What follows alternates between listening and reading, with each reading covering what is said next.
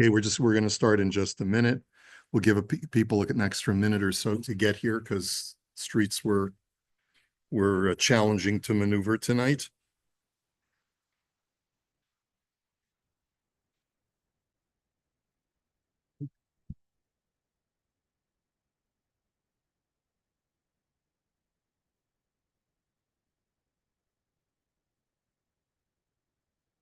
Okay, so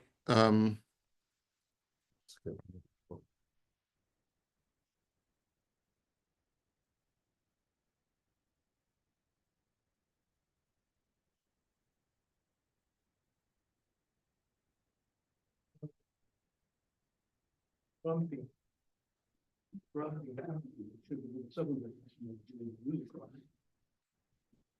right, so what we wanted to talk about tonight is really a bit of a continuation from last week.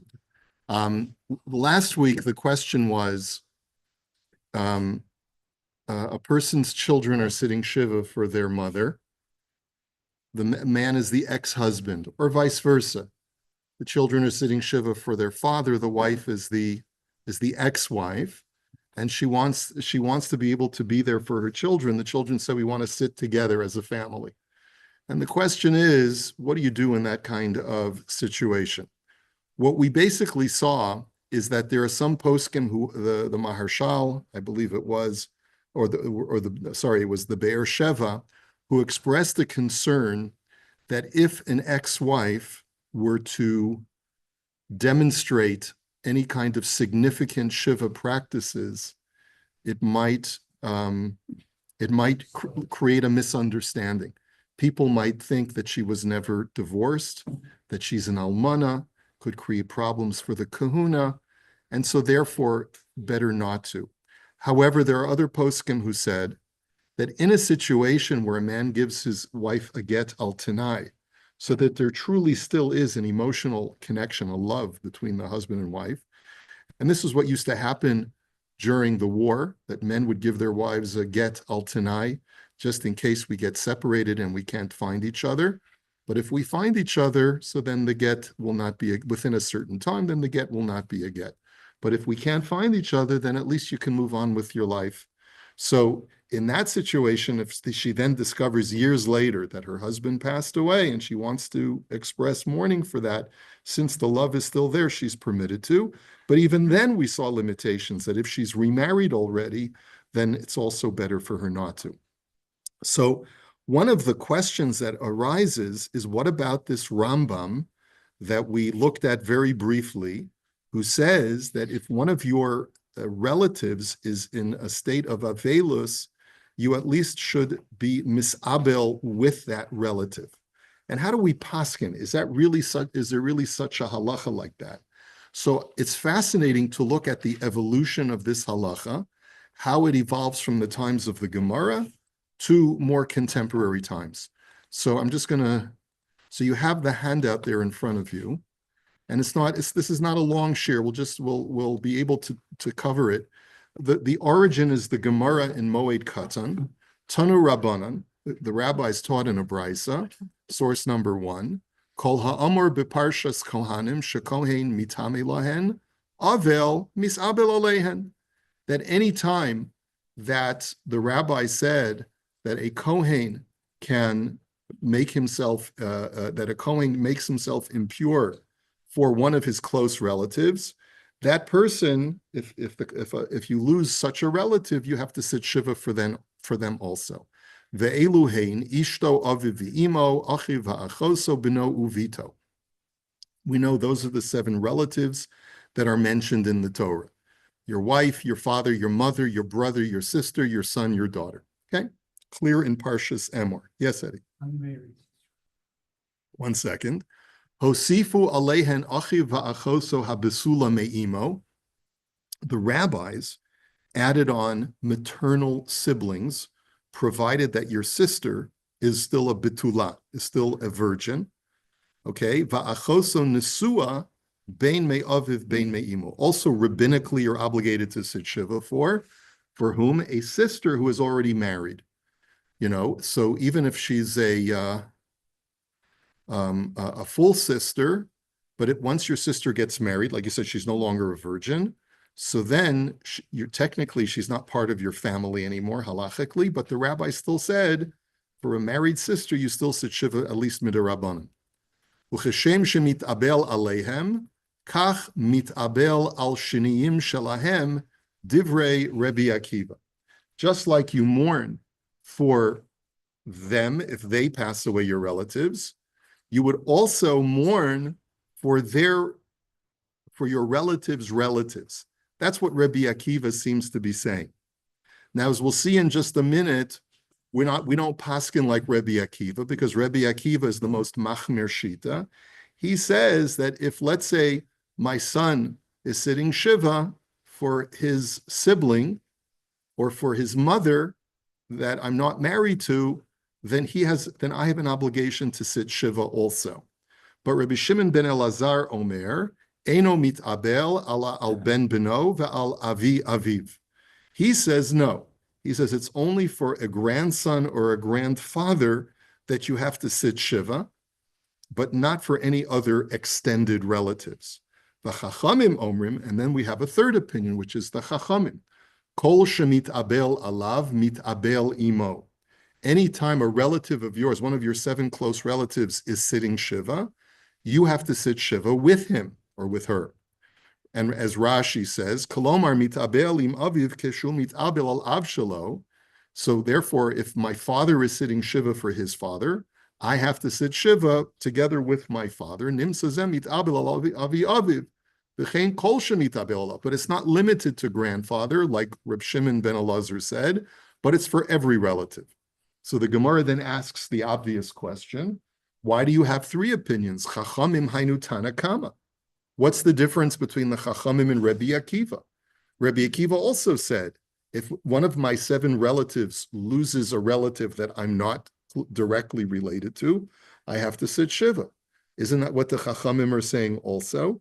So the Gemara answers, Ika beinaihu imo babayas. The answer is, says the Gemara, no. Rebbe Akiva says you have to sit a full shiva for any time one of your 7 close relatives loses a relative of theirs. But the Chachamim only hold that you have to sit with your relative while you're in front of them. As Rashi says, the Tanakama lo boi sheyehe aviv o beno imo babayas v'yoshev imo, v'chachamim bo imo babayas.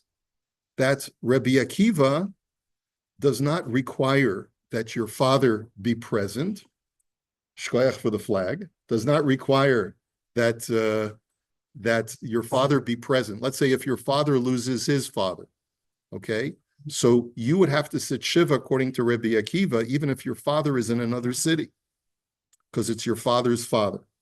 But according to the Chachamim, you only have to sit shiva while you're in your father's presence. And that's really the source for this Rambam that we saw. So the Gemara answers, so the Gemara then says, brings a Maisa, ki ha de amar le Rav L'Chia Berei, that Rav sent to Chia his son, v'chein amar le Rav Huna le Rabba Berei, and so did Rav Huna say to Rabba his son, be'apa nahog aveluta, below apa lo tinhog aveluta. When you're in front of her, meaning, let's say your wife who is sitting shiva, then you should conduct yourself with avelus. But when your wife is not present, then you don't comport yourself with avelus. That was the source, the halacha, like the Chachamim, the Rambam therefore says, and this is the Rambam that we saw last week. Yeah. Shiniyim, al shiniyim shalahem. Is that like cousins, like the shniyim and shlitim, like families? Like no, shniyos le'arayos means just a more distant relative. That's not what he's No, I think he's just saying they're relatives, and that's just a generic term for someone who's not related to you but is related to them. Al shiniyim shalahem, meaning that for you they may be distant relatives, but they're closer relatives to them. So it's like you're right. So like you're 2 steps removed. There, Rabbi Akiva says you have to be misabel as well. So the Rambam says in Hilchos Evel, this is what we saw last time, Kol krovim shu chayav lihitabel alehen, hareze mitabel imahim bifnehem midivrei sofrim. So the Rambam reveals to us that this is midirabanan, this is a rabbinic law. This has nothing to do with the biblical law of Avelus, that if my son or my brother or whoever is sitting Shiva for someone that I'm not related to, then I have to be misabel with them as long as they are present. And that's a rabbinic law. Ketzat. So how does it work? Hare shemet ben beno, o achi beno, o ein beno. So the Rambam says, gives us three examples. If a person's grandson passes away, or his son's brother. Now, how could my son's brother not be my son? He's a half brother, right? Is that what we call a stepbrother? Is that brother a half brother? Or, okay, I'm not sure if the same. He's a half brother. Is my son's half brother from another set of like, let's say I was married to his mother, and then we got divorced, and his mother remarried another man, and they had a baby. So it's his maternal stepbrother, I guess your half brother. And even though I'm not related to that child at all, but because my son is sitting Shiva, I have to sit with him. Okay? So, o aim bino, or let's say my son's mother. So that would be a case of divorce, right? If my son's mother is sitting, if my son is sitting Shiva for his mother, and we're no longer married, so the Rambam says that I have to sit Shiva together with my son when my son is present. Chayav likroa bifnei beno. You have to tear kriya, the Rambam says, v'linhog avelus bifanav. It's the guy that the man's probably saying, I didn't pay enough alimony. I got to tear a shirt also? Spend more money on this woman? No. So would that include if your wife, your current wife's parents? Your current wife, yeah, it would apply to your current wife's. So we're going to see there's a special din with a spouse's parents, as far as it's only for it. So for a spouse, the halach is a little bit different, but we'll see that later on. Aval shelo bifanav eno chayav, but if it's not in that relative's presence, I don't have to be misabel, I don't have to sit shiva. V'chein b'sha'ar hakarovim, and the same thing applies with all other relatives, not just sons, but also with other relatives, presumably even spouses. The Ravid has an interesting hasaga, and he says, Amar Avraham lo mechuvar, dibeno atzmo midirabananhu. The Ravid says a very cryptic statement. He says, seems to be like a gzeira l'gzeira, says the Ravid, because the requirement to sit Shiva for a son is only rabbinic. So if my son is sitting Shiva, that I should have to sit Shiva with him is a derabanan on top of another derabanan. So it doesn't make any sense. That's the argument of the Ravid. Can anyone tell me what the Ravid means? That laser, does the Ravid make any sense? Well, seems like he's trying to say that it's a zero gam zero, which we don't usually do anywhere in Shas. I'm asking, think like a knucklehead like me. What is the Ravid saying? It doesn't make sense, because the din of sitting Shiva for a son is only derabanan. So you want to say that if my son is sitting Shiva, I put another derabanan on top of another derabanan. What's wrong with that statement? Yeah, sitting Shiva for a son, God forbid a person loses a son, they have to sit Shiva de Oraisa. So what does the Ravid even mean? That's the question. That's the question. Well, the first day is de Oraisa. But the Torah lists these 7 relatives. These are relatives de Oraisa. That's what we mean. So what does the Ravid mean when he says that that the sitting Shiva for a son is de Rabbanan? So the Radvaz explains, he gives 2 answers as to what the Ravid means. So he says that he quotes from the Migdal Oz and says that this is a Tov Sofer in the Ravid, and the Ravid never said it. Like Ad Kedei Kach, because he just can't understand. How could the Ravid say that Avelus for a son is Derabanan? It's not Derabanan, it's Deoraisa. So he says, he gives 2 answers. One answer is is that aval his third line or second line, va'ani omer b'mechila mikvodo lo haven kavanata ra'avad. I asked Mechila from the Migdalos. He didn't really understand what the Ravid's question was. Bahasagato shahadavar yadua v'talmud aruchu da'avelut beno uvito min haTorah. We all know that avelus for a child is midioraisa. Aval hisig alav lefrisha kolal rabenu chayav likroa bifnei beno v'linhog avelut bifanav.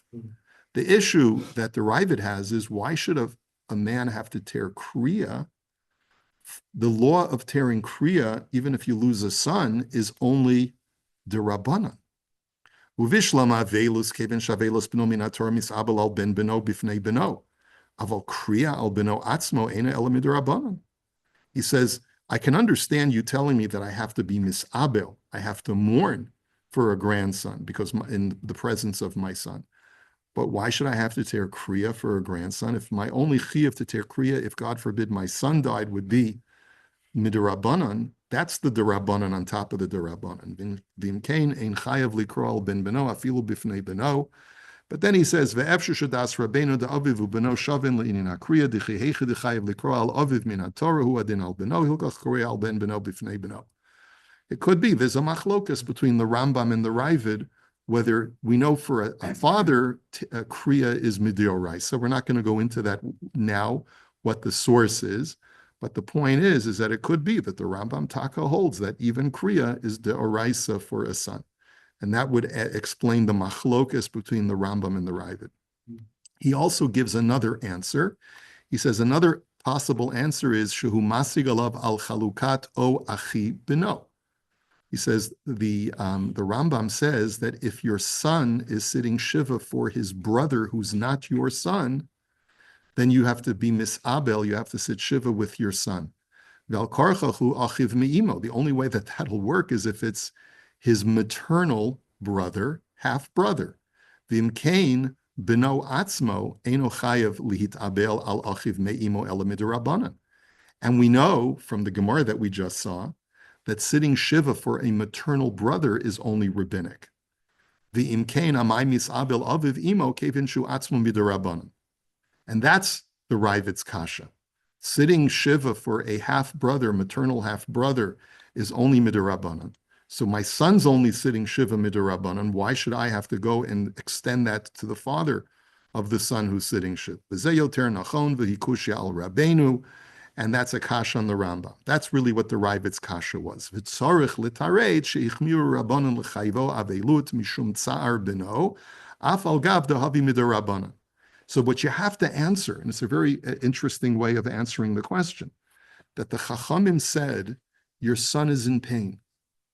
Your son is in pain. It doesn't really matter the level of relation that he had to his half-maternal brother.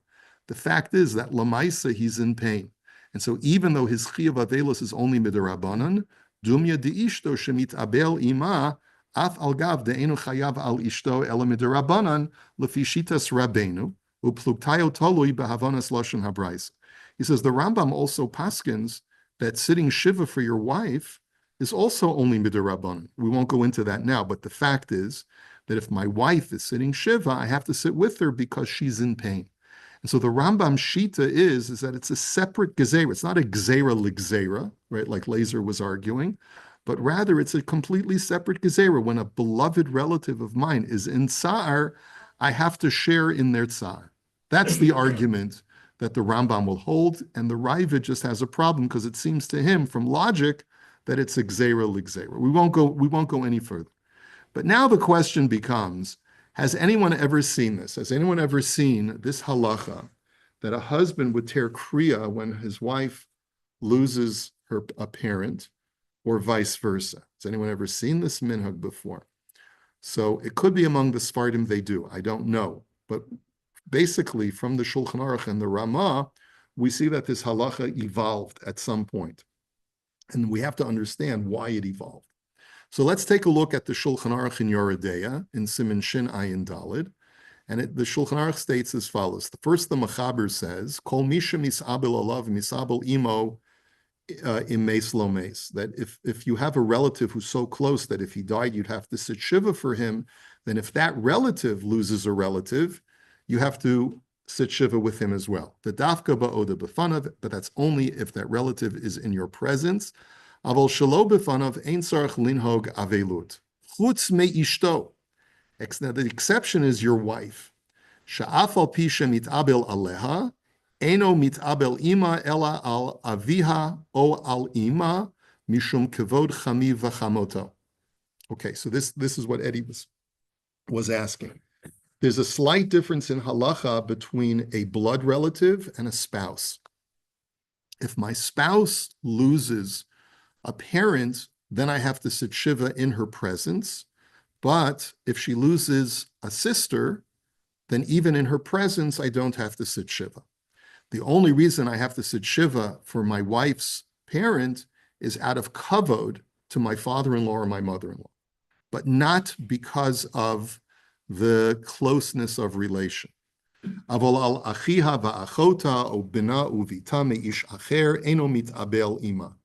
Why is there a difference between a spouse and a blood relative? What do you think the reason is, Cyril? So to say the in-laws is really an extension of your own parent? Well, As opposed to it's a form of kibbut ava'im is Yeah. really was what it is. It's in other words, it's not so much because it's a relative of my relative, but more so because I have to show kavod to the. It's a somewhat of a parent to me, just like my own parents, right? But the question is, why not? Why don't we say that my wife's sister, if she, God forbid, passes away, that I would have to sit shiva with my wife for that also? So if you skip and turn the page, you look at source number 6, the Aruch HaShulchan just basically says, and I just have the place that's underlined. He says, Aval keshemit ablin al korva di ishut, kagon beno o achiv mit abel al ishto, v'chein bito keshemit abelet al bala o achoto shel bala, eno mit abel imahem. But when people are mourning for a spouse, right, then I don't have to mourn with them. And the same is true for if my own spouse is sitting shiva, right? V'zehu das harambam sham b'chein kosav Rashi. He says, v'hatam nira mishum deba'inen sheyihiyeh lahamit abel eza kurva mamish im hames. Aval kurva di ishut ein hakurva rak lahabal bilvad o lahaisha bilvad.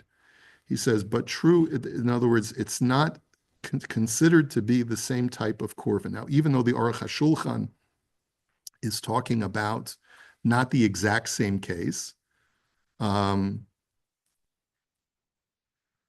but he says a blood relative is much closer than even a spouse. In other words, so my wife's relatives, generally speaking, I'm not as close with them as I would be with a relative of a relative.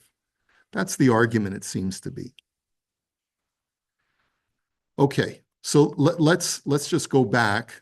Now let's finish the Mechaber and v'chein hi.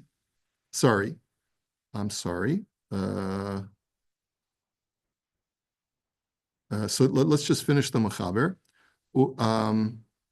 Umikol makom eno yachol lachofa lihitkashet. That even though I have no chiyuv to sit shiva with my wife when she's sitting shiva for anyone other than her parent, I cannot compel her to make herself pretty. In other words, I have to respect her shiva even when I'm not sitting shiva with her. Is that understood?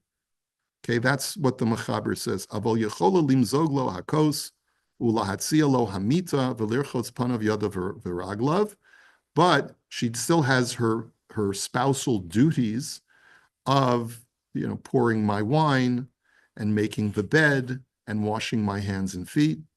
Those were the good old days, right? Okay, bringing my slippers, right, or whatever, and my pipe. V'chein hi ena mit'abelet imo, and just the same that the husband does not mourn for his wife's relative, so too she doesn't mourn for when the husband loses a relative. Ela keshemetu chamiha o chamota. Aval shar krovav shemetu ena mit'abelet imo. But the same thing, it's reciprocal. Just like with her, you only mourn with her when she loses a parent. So to a wife only mourns only in her presence, But a husband, but it's remember the Rambam said you have to tear kriya. You have to go so far as to tear kriya. Now, so anyway, It's talking about which case? when she's sitting shiva and I don't have to be misabel with her because she lost her sister. So she's sitting shiva. Because of her shiva, she's putter from being miskashet, but she still has her spousal responsibilities to me. Other than being miskashet. Right, correct. All right, just for context and maybe discuss it in the first 10 minutes. When we say misabu in mishtoi, what does that mean? I'm not fucking from putting on tefillin or. Okay. So as will become clear from the poskim, anytime we say misabel, it's lechumra, not lekula. So you can't say, well, I'm sitting shiva also, so I'm putter from Talmud Torah. Oh yeah, I wish I could learn, but my wife is sitting shiva. My father-in-law was so holy, I can't possibly bring myself to learn the daf today. Right? No, it doesn't work that way. You're not putter from Talmud Torah. You're not putter from tefillin. It's a derabanan to be mechayev you to show avelus, but not to exempt you lakula. Okay. Now let's take a look at the Ramah. So the Ramah now says, "V'yesh omrim deha'idna nohagin lahakil ba'avelu zeshel amit ablim imo." He says, we today, says the Ramah, are completely lenient in this halach. Everyone see we're in the middle of source number 4 on the bottom of the first page. He says, today we are completely lenient in this halacha. And we don't require a person to sit shiva together with a relative who's in mourning. He says, "De'ein ze ela mishum kavod hamisablim va'achshav nahagu kulam limchol." The reason is because the only reason why I have an obligation to mourn together with my relative is to show him respect and honor. And today we live in a more casual time and people are generally moichel. So even if my son says, "Dad, I want you to sit with me because, mom passed away," or, my maternal brother passed away, you can say, but usually people are moichel, so I'm not chayiv. V'chei nohagin ha'idna shelo lihitabel klal im hamit ablim. And he quotes the Tur in the name of the Rush. So clearly there's a whole set of Rishonim who disagree with the Rambam. V'chol hamachmir bazeh eino ela min hamatmihim. And anyone who is machmir and says, no, I want to go like the Rambam, then he's doing something which is bizarre. He's doing something bizarre. And you don't want to ever be accused of being min hamatmihim, being a bizarre person. Don't do something religious that is going to cause people to think you're strange. Umikol makom nahagu shekol krove hamet hapsulin lo leedus marin ktsas avelus ba'atzman kol shavua harishona dahainu ad achar Shabbat harishon. Listen to this strange sort of compromise. All of the relatives of the person sitting shiva, not just the 7 close relatives, but anyone who was puzzled to Adis, like even a brother-in-law, who's not a blood relative at all, he's not one of the 7 close relatives, but anyone who's in the mishpacha who would not be kosher le'edus, the halacha is they have some kind of demonstration of mourning, ktsas, until after Motzei Shabbos, until Motzei Shabbos of the Shiva. And it doesn't matter when the Shiva starts. The Shiva could start on Monday. The Shiva could start on Friday. It makes no difference. Once Shabbos is over, whatever small amount of avelus all the relatives show, they are completely patur from. And the question is, of course, like, what's special about Shabbos? Like what is this all about? What does this all mean? So let's find out. What is this slight type of avelus that all the relatives demonstrate? She'enan rochetzin, that they don't bathe, because bathing is considered to be like a big thing. People would bathe once a week. They would bathe once a week on Erev Shabbos. So by refraining from bathing on Erev Shabbos, you're showing that you're really imo batsara, and you'll take a bath right after Shabbos instead of taking a bath Erev Shabbos. Ve'ein mishanim ktsas bigdeihem kemo bishar Shabbos. And also, he says, the other thing that all the family members will do is they'll keep their weekday clothes on, because normally you could see a slight difference between their Shabbos clothes and their weekday clothes. You notice how he says, ve'ein mishanim ktsat bigdeihem. In very poor societies, like when this halacha was written from the Ramah, people were so poor that their big day Shabbos were not so special. They were only slightly different from their weekday clothes. And so therefore, you don't change into your Shabbos clothes for that Shabbos, and you'll just keep on your weekday clothes. This is Gedole Österreich Nohagu Kain. I think that's Austria. So he says, there is an Indian of kavod Shabbos, but you're doing this out of kavod for the mourner in your family. Okay. Now, So he's saying that for Avelis, the mourner has no Indian of kavod at that point. The one who's in Avelis. right. So it seems that not only is the mourner not going to wear big day Shabbos, but all of the family are not going to wear big day Shabbos either. And you're asking, well, nowadays, even the mourner wears big day Shabbos during Shiva. So what's going on over here?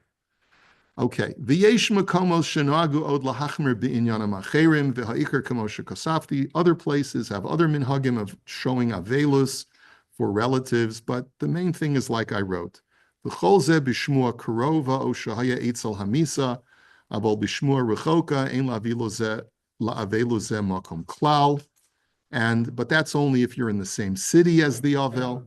But if it's something, a Misa that happened far away, or perhaps even if you're in the same city as the Avel, but the Mace is in a totally different city, and it's a Misa Rechoka, means that it's not, Shmur Rechoka means that it didn't happen just now, but it happened a while ago. So then even though the Avel has to sit Shiva, but no one else has to mourn. Now, Misha wrote,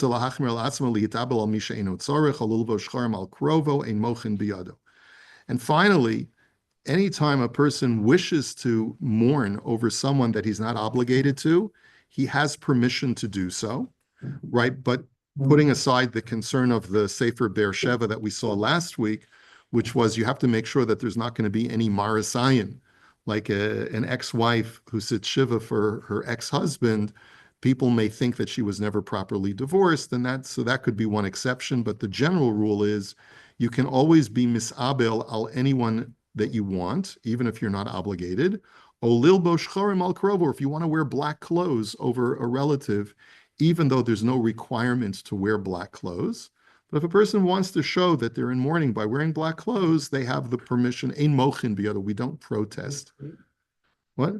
He's not even talking about Kriya. Yes, Kriya is a separate halacha, but we don't wear black clothes during Avelus. The Italian. Can't be machmir because you're gonna be one of the people. Because you what? He said before that the whole machmir was eino elamin hamihim. Elamin hamatmihim, right. So is he going back? That's an excellent question. The way that I think the Meforshim explain it is that when you're machmir because you say, the halacha requires me to do it. But when it's so obvious that the halacha doesn't require you to do it, so then it's clear to everyone that this is not a real avelus. In the previous case, you say, oh, I want to be machmir like the Machaber, like the Rambam. No, that's min amatmi, because what are you being machmir when everyone else in the community doesn't hold of this halacha? That's how I think you would answer the question. Okay, now if we go to the Shut Divrei Yatziv, the Sanzarav, he says, I'm just coming into the middle of the tshuva just to be able to understand the reasons and the contemporary minhagim. He says, "Ulefi aniyas daiti b'tam haminhag daita ad acher Shabbos harishon, bein samach ubein muflag." So the first question he says that where does this minhag come from? That you only have this avelus ktsas for a family member who is sitting shiva, but you only demonstrate that avelus ktsas until Motzei Shabbos, until after Shabbos. She'ikar hadavar hu laharos lichvodo ktsat avelut. What you're trying to do is show like there's a small amount of avelus that you're showing out of respect to the avel. V'zeh b'Shabbos, and how do you demonstrate ktsas avelus on Shabbos? Da'azman asifa lakol, because that's when everyone gets together. Everyone has their Shabbos meal together. Everyone sees you at shul, and so that's really the time when it's recognizable that hey, something's different. That would be available for And it's therefore more recognizable than during the week. The kaven she'iyef shalasos al Shabbos bilvad lazehin higu me'achar hakvura ad achar haShabbos. And you don't want to do dafka only on Shabbos velus ktsas. So they said from the death, from the kvura until Motzei Shabbos is when you should be knowing. What about avelus b'farhesia? So that's where the Tzanzer Rav says as follows. He says, "V'nei achshav lo nahagin klal l'shanot bigdei Shabbat." He says, nowadays, and this is, by the way, relevant for Shabbos Chazon as well, nowadays, we never depart from wearing bigdei Shabbos on Shabbos. Whenever it's Shabbos, even the Avel puts on bigdei Shabbos. Tahava lididan ka'avelus b'farhesia. Why is that? Because our Shabbos clothes are distinctly different from our weekday clothes. And if therefore we were to just leave our weekday clothes on, right? Not that I don't like Death Star. What does your shirt say? North Star? No, something state, North State, and it's a lovely red collar. Yeah. But you wouldn't normally come with that to shul. That would be minkar. That would be recognizable if you came with that to shul. And by the way, it's quite curious, isn't it? It's really a culture dependent, because it could be for Israelis, maybe it wouldn't be as recognizable. Although I think even most Israelis, they wear dafka white shirts, button-down shirts, dafka on Shabbos, right? So he says today it is so obvious if you would be wearing bigdei chol on Shabbos that it would be like avelus b'farhesia. Shemalbushe Shabbos didan min kurituva. Okay. Uvitshuas harashal simin chaf zayin de maharil kosav de'atam sheyomer she'en lo begadim acherim ayin sham uvedidan lo shayach zeh v'zeh barur. The Maharil had explained that the reason why you wear your weekday clothes on Shabbos is because a sign of mourning is when he says, the reason why it's not avelus b'farhesia is because a person might think, oh, he's wearing that shirt because it's his only shirt. They're not going to think that you're necessarily avelus b'farhesia, because people were so poor back then that some people didn't have a different change of clothes just for Shabbos. He says, and that's not relevant in today's world. Everyone has special Shabbos clothes. So that's obvious. V'chein heidu b'maser rav mehagra sheb'Shabbos chazon eino mishana mebigdei Shabbos klal afilu chal tisha b'av b'Shabbos v'shekain hadin ba'avel. And it's brought down from the Vilna Gaon in the Maser Rav, which is written by his students to describe what the Vilna Gaon's personal minhagim were. They say that the Gra held that even on Shabbos Chazon, which is a time of mourning, you don't ever change from your regular Bigdei Shabbos, and even the Avil himself has to wear Bigdei Shabbos. V'chein b'siddur hayayvitz b'dinei ben hamitzarim heid me aviv shelo l'shanos bo ma'uma afilu kishachal b'Shabbos, even when Tisha B'av falls out on Shabbos itself. V'chein ani noheg ayin sham, and that's my minhag. V'chayadam klal kuf lamed gimel os chaf aleph heid shebekilas kodesh Vilna noagin kein al pi hagra lilbosh bigdei Shabbos b'Tisha B'av shechal b'Shabbos ayin sham. That's the minhag in the town of Vilna, based on the Gra. And uvitshuvas rashalana legabe lahachliv hakisoines b'shabes chazon u'makol shekain osun shemarin avelus ala kroivim v'huva begilyon maharsha, etc., etc. That the Tshuvas Maharshal says the same thing. If on Shabbos Chazon you still wear Bigdei Shabbos, then certainly a relative of an Avel would always wear Bigdei Shabbos. So Bichlal, this halacha does not apply. Bichlal, okay? The Lazeh Yesh Lomar, the Laminag Didan She'ein Meshanim Af Ba'avel Atzmo, Im Kein Lo Shaykh Klal Hach Minhaga. And that's why this minhag just has no basis whatsoever, that the relatives of the Avel should have some kind of Avelus Ktsas in their clothing until Motzoi Shabbos. Umimanav shach, bameh she'in minkar lo hava kavod, ein belashon trumas adeshin sam, v'in minkar hava chas v'shalom bizayin l'shabbos v'avelos b'farhesia. And he says, if it's not recognizable, because the guy is so poor that he always wears the same clothes, so then it's not any, you're not giving any kavod to the Avel. And if it is recognizable, so then it's a avelus b'farhesia. So under no circumstances would we be able to sanction this minhag. The al kol panim boror shelo chamer hachdina de lechavod ha'avel mitisha b'av shechal b'Shabbos she'etzleinu nahu kenal shelo l'shanas mu'umet d'chalod Shabbos adifa l'didan. And certainly, if our minhag is to wear Shabbos clothing when Tisha B'Av falls out on Shabbos Chazon, then certainly in a case like this of the relatives of the Avel, the Kal V'chomer Sha'adif Mikavod Ha'avel. And Shabbos therefore trumps, whatever, Kavod Shabbos trumps the kavod that you want to show to the Avel. V'keven she'yef sh'lashanos l'didan da'v'kavelas b'faresia, l'chach lo no'agu gabon klal hachdina v'doik.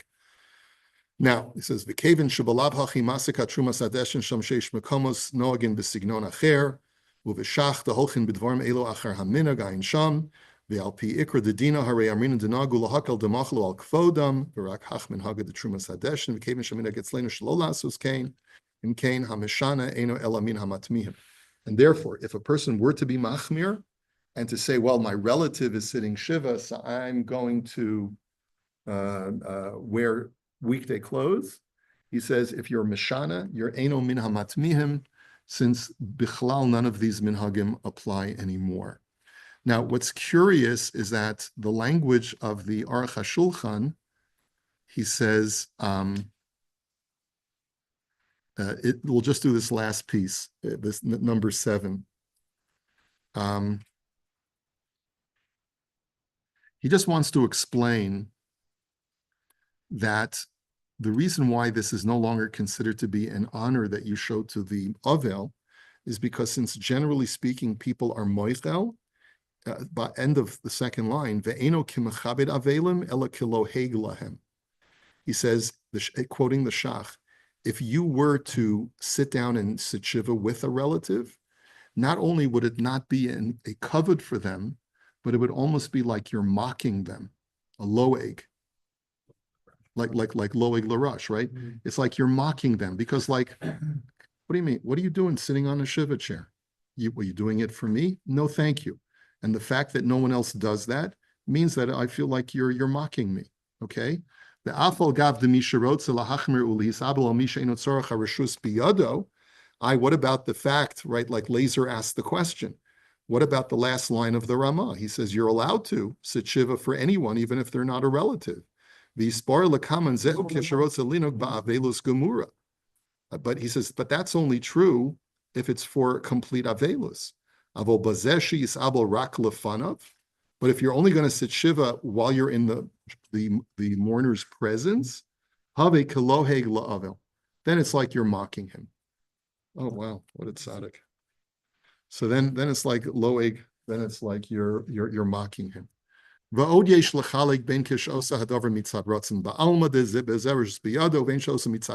I was telling you before, Laser. I got it from the Aruch HaShulchan, right?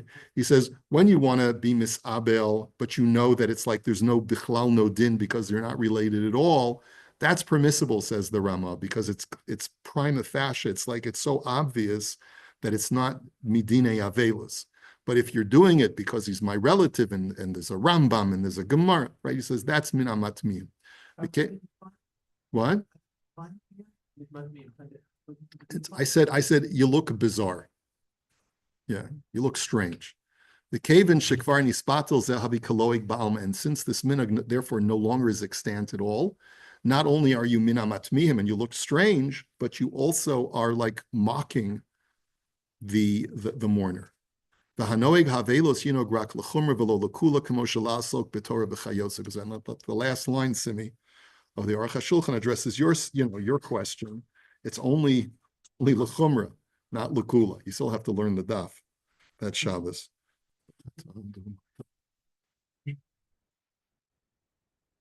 Does anybody ever mention anything with regards to more sign in terms of like if somebody has their parents, if they're sitting together because of their grandparent, and it's more sign? I haven't seen anyone in the sources talk about refraining from sharing in the Avelos with your loved one because of that reason. We certainly know that a child whose parents are alive is not permitted to say Kaddish because of a marasayin, because it brings an ayin hara for some reason. But I don't know that it pertains necessarily to this halacha, because maybe it's obvious that the reason why you're doing it is because of your loved one who's sitting shiva. But in any event, so just getting back to this concept, it seems like a child doesn't have a right to ask his parent, when the ex passes away, doesn't have a right to ask their parent to sit shiva with them, even though there used to be a minhag that's brought by the machaber, that when one of your close relatives is sitting shiva, you should sit with them, and according to the Rambam, you should even tear kriya. Nonetheless, we don't paskin that way anymore because there's an assumption that the Avelim are moichel on their kavod. And that's the reason why we live in more casual times.